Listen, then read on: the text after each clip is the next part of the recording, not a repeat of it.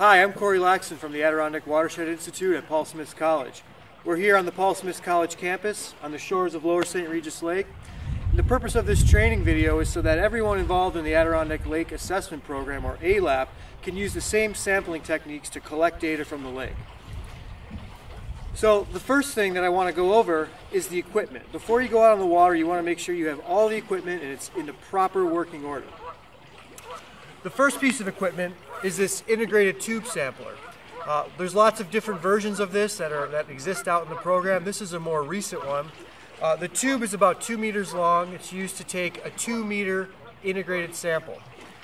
You want to make sure you have the cork on the top and some sort of weighting system on the bottom. The next piece of equipment is a standard Secchi disc. Again, lots of these exist out there in the program. Some of you may have ones with a tape like this, others may have ones with a chain or a rope. Before you go out this summer, you want to make sure that you calibrate your Secchi disc. So measure the distance on the Secchi disc and make sure that you have at least every half meter marked with a marker or a zip tie or a piece of duct tape. If you have one with a rope, sometimes they stretch over time, so you want to make sure that it's still getting accurate data. The next piece of equipment is the filtering apparatus for the chlorophyll sample. With this piece of equipment, before you start, you want to make sure you have a couple important parts. One is this carburetor cover right here. This is an important part. If you're missing this, it's okay. You just want to make sure when you're pumping it, you put your finger over the carburetor. Second thing you want to check is you should have 2 O-rings here, both on the top and on the bottom. If one of these O-rings is missing, the water is going to leak out the sides and not go through the filter. Next is the filter pump. We also have these 1-liter brown bottles. These are used to collect the water from the integrated tube sampler. A cooler, so you can put your samples on ice immediately until you can get them into the freezer. And then finally is the sampling bottle for the day, the chlorophyll A filter for the day, and this ALAP sample information sheet. This is a little bit revised this year. I think it'll be more simpler. It has all the important information that we need in the lab to check your sample in. So on this form, you'll see we've got lake name, sample date and time, the bottle number, which is located on the bottom of the sample bottle, the name of the town or hamlet or some sort of location where you're at. And the reason for this is there's some lakes, we have multiple lakes of the same name in the program. The collector's name, so I have my name right here, and new this year is collector's contact information. This is so we can get a hold of you from the lab if we have a question about your sample. Now I always fill this out before I go into the field because it tends to get wet, it may be hard to write on. Same goes with the sample bottle. So the sample bottle I've put Lower St. Regis Lake on, and I've also put today's date. It's really hard to write on that label once the bottle's wet, so I encourage you to do this before you go out in the field. So once we're in the field, the only thing we have to fill out are the Secchi disc observations. Oh, one more thing is the tweezers. All right, so that's the equipment we're going to need. It's a beautiful spring morning, so let's get on the water and go through the sampling.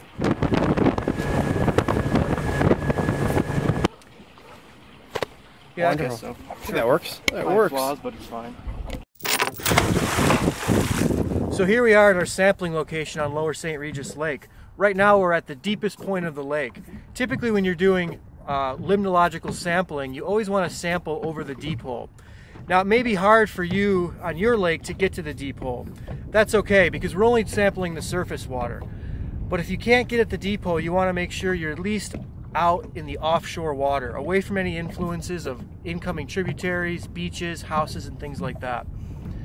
Another thing is that I really recommend that you set an anchor if possible. Whether you're sampling from a motorboat, kayak, canoe, or paddleboard, it's important that you're stationary on the surface of the water. That way, when you're lowering your Secchi disc or your integrated tube sampler, you're actually sampling at the depth you think you are and you're not being blown across the lake. If you can't set an anchor, you want to make sure you go out on a relatively calm day. So the first thing I like to do when I'm on the water is the transparency reading with the Secchi disc. It's one of the oldest limnological pieces of equipment and it's very simple to use. you lower this 20 centimeter black and white disc down through the water column until you can no longer see it, and that's the value you want to record. Then you want to continue to lower it down and then slowly pull it back up until you see it again, and that's the second reading. In the lab, we'll take both readings and average them. So I'm lowering the disc down, and you want to get right along the gunnel of your boat. Don't be standing or laying right on the surface. You just want to be a foot or two off the surface of the water.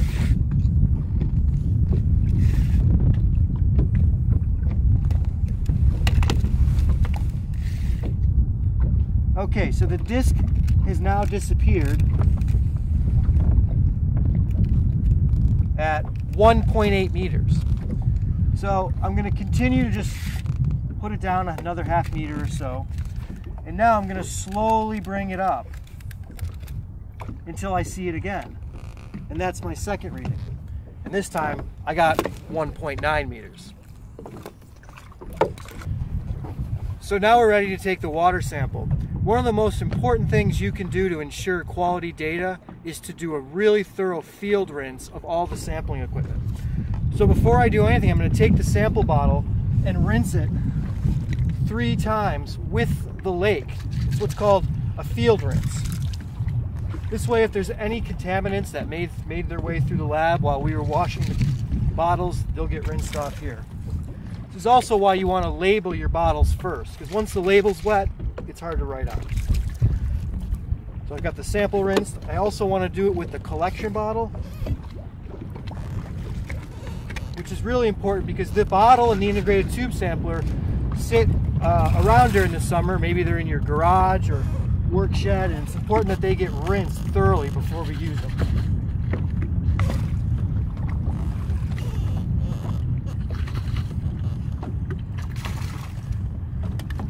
And then lastly, you want to also rinse the tube sampler. So take the cork off, lower it down, and also rinse it several times.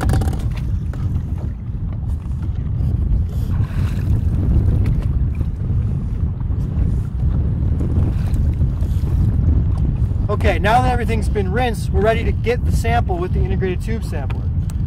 So there's a string tied to the weight at the bottom, and there's a cork on top. You simply lower the weighted end down until you get to the 2 meter line. The 2 meter line should be at the surface of the water. Once it's there, you want to insert the cork tightly into the sampler, and then pull up from the bottom with the rope. And now you've just captured the top 2 meters of water. Then you'll empty it into this collection bottle. It may be handy to have someone in the boat with you to help you with this.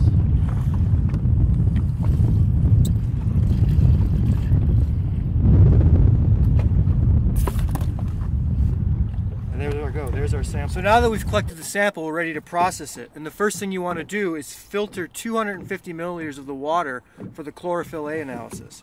So take your sampling apparatus, and again, make sure you've got 2 O-rings. One underneath the filter base and one on the top part here on the funnel. In your bag there is a cellulose acetate membrane filter, some aluminum foil, and a rubber band. So carefully remove the filter and place it on the top of the filter stand. You want to make sure it's seated properly right in the center, and then tighten down the top funnel and give it a good twist so it's tight. Then you attach your filter pump right here, and into the top you're going to pour 250 milliliters of water. Now, if your lake is really productive and has a lot of algae biomass, it may be hard for you to filter 250 mils. So if with experience you found that 250 mils just doesn't all make it through, you can use less. But it's important that you communicate the volume that you use to us, because it's an important part of the calculation. So I'm opening my collection bottle and I'm filling it up to 250 milliliters.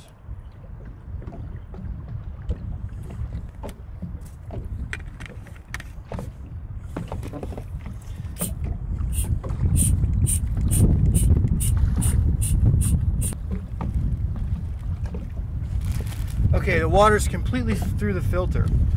So now you can unscrew the funnel portion, and this is where you really need your tweezers.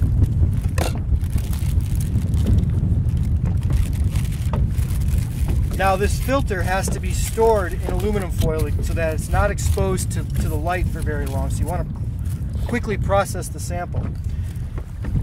Before you can take the filter off, it's important you release the pressure. That's what this little carb cover's for.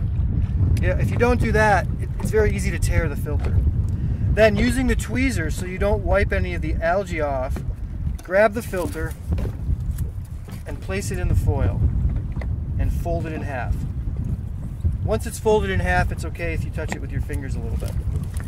Then fold it in half again and cover it in foil. You don't need to wrap it up tightly, just preserve it from, get it safe from the light. And put it in the bag. And right away, you want to put this bag in your cooler and protect it from the heat and the light. Now with the remainder of the sample, we're going to pour it into the sample bottle. So we're going to fill this bottle to just below the shoulder so that when it freezes, it doesn't burst the bottle.